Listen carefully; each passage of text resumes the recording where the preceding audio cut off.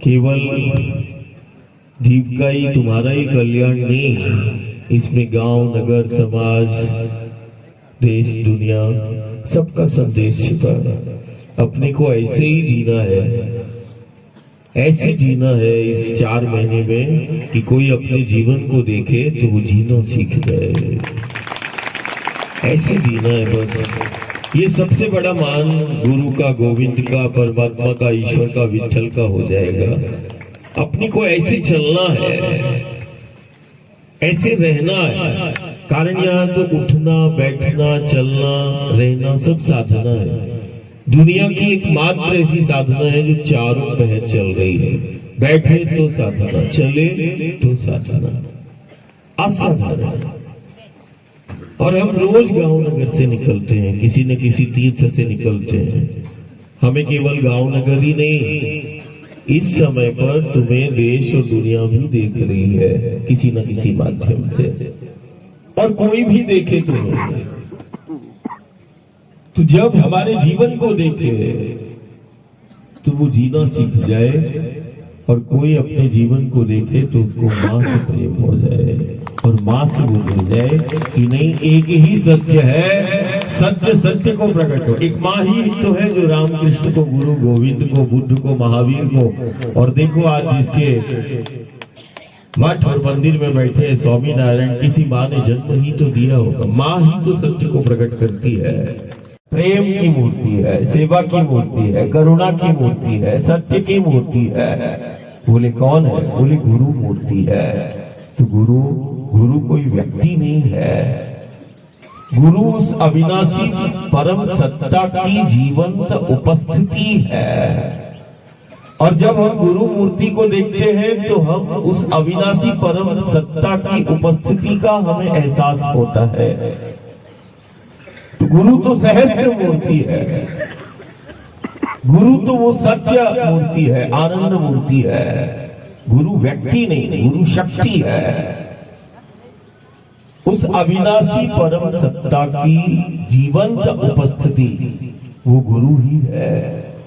और उस माँ की जीवंत अभिव्यक्ति, जिस माँ के लिए वो बारंबार आता है और उसी माँ की गोद में वो लीला करता है। देखो इस धरा को, देखो इस प्रकृति की इस गोद को। हम चल रहे हैं, लेकिन जिस जगह पर आज रात्रि का पड़ाव होगा उसके ठीक सामने माता अनुसैया का वो गांव है जहां माँ अनुसैया ने तप किया था। तो आज उस पार होने के बाद तो वो गांव अपने को मिलेगा, लेकिन जिस जगह पर आज तुम विश्राम करोगे उसके ठीक सामने माता अनुसैया का गांव, उसी नाम से ही, वो गांव ही माता के नाम से है। असाधारण है, कोटेश्वर है ना, कोटेश्वर महादेव बढ़खड़ के आ गया।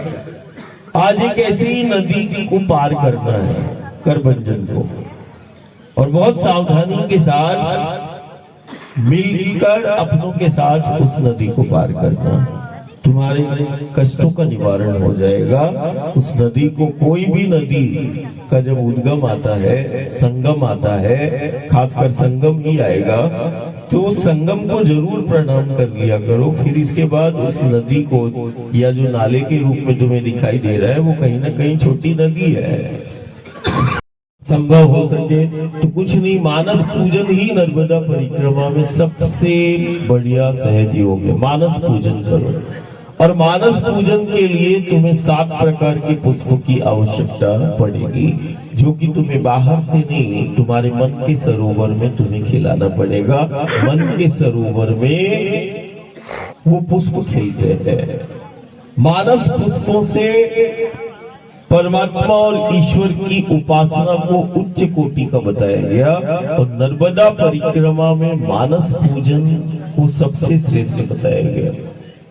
ये मानस पूजन में जो पुष्प प्रकट होते हैं वो चित्त के अंदर ही होते हैं। 7 प्रकार के वो पुष्प, वो भाव मान सरोवर, मतलब मन के सरोवर में प्रकट होते हैं। कौन कौन से हैं, ध्यान रखना। सत्य, अहिंसा, दया, क्षमा, कितना हो गया? सत्य, अहिंसा, दया, क्षमा, तप, ध्यान और ज्ञान। कितना हो गया? 7। सत्य, अहिंसा, दया, क्षमा, तप, ध्यान और ज्ञान, ये मानस पुष्प है। जान सके तो जान।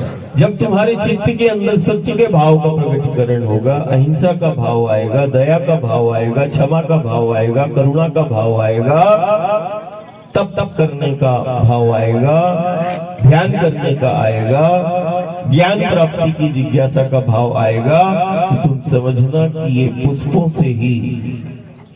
पुष्पों से ही उस परमात्मा इष्ट की आराधना हमें करना है। मानस पुष्प है।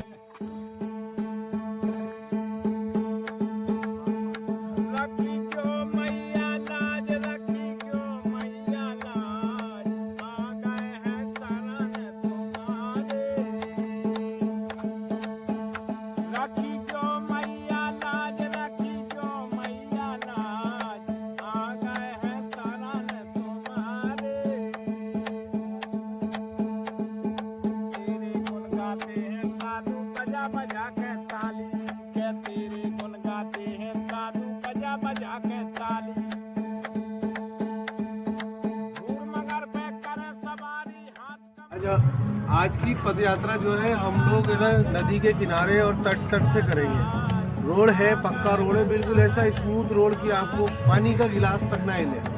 मगर फिर भी हम तट वाले रास्ते से जा रहे हैं। अब लोगों के मन में उठेगा प्रश्न कि भाई तट वाले रास्ते से क्यों जा रहे हैं? उसका कारण है कि हम गांव उन संतों के दर्शन करते हुए नर्मदा नदी के तट से होते जाएंगे। और सबसे बड़ी बात कि हम अनसुईया माता के गाँव जाएंगे। इस वजह से उनका गाँव जो है ना रोड से नहीं पड़ता है, तट से पड़ता है। तो हमको सती अनसुईया माता के दर्शन कर गाँव के दर्शन करने हैं, वहाँ उनके आश्रम के दर्शन करने हैं, इसलिए हम लोग वहाँ से जा रहे हैं। अब ज़्यादातर परिक्रमा क्या वही दौड़ भाग वाली स्थिति, वो भाग जाते हैं। मूल स्थान जिस काम के लिए आए ना वो नहीं हो पाता है। नवदेहर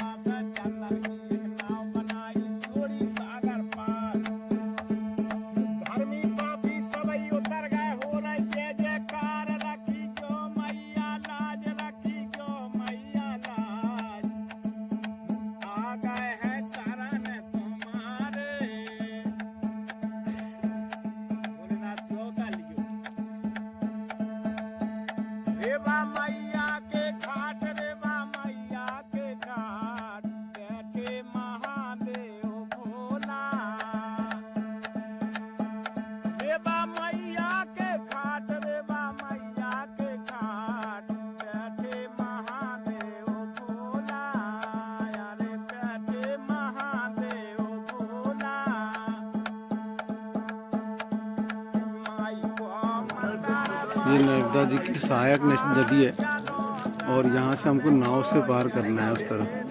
अभी यहाँ फिसलन ज़्यादा है, इधर से रास्ता नहीं मिल रहा, इस वजह से लोगों को यहीं रोक रखा है।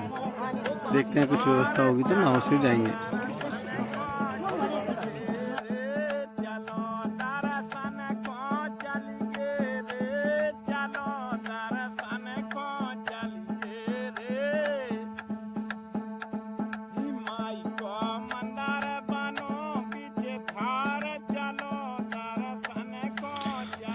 आज पाटना जा रहे हैं हम लोग आश्रम में और ऐसे रास्तों से निकल रहे हैं, बिल्कुल तट के किनारे किनारे हैं रास्ते। पाटना आश्रम में दोपहर का भोजन है, वहाँ करेंगे और उसके बाद सती अनसुईया मंदिर, सती मैया का आश्रम वहीं है शायद पाटना में, मेरे को कंफर्म नहीं है कि कहाँ पे है। और फिर हम कोटेश्वर के लिए रवाना होंगे। पाटना से शायद कोटेश्वर के लिए रोड पकड़ेंगे हम लोग। यहाँ शायद सती अनसुईया माता के गांव को देखने के लिए और दर्शन करने के लिए आए हैं। रास्ते में संतों का सत्संग मिला, बड़ा आनंद आया। प्रकृति की गोद में मैया का साथ, इससे ज़्यादा जीवन में और क्या चाहिए। नहीं, नर्मदे हर।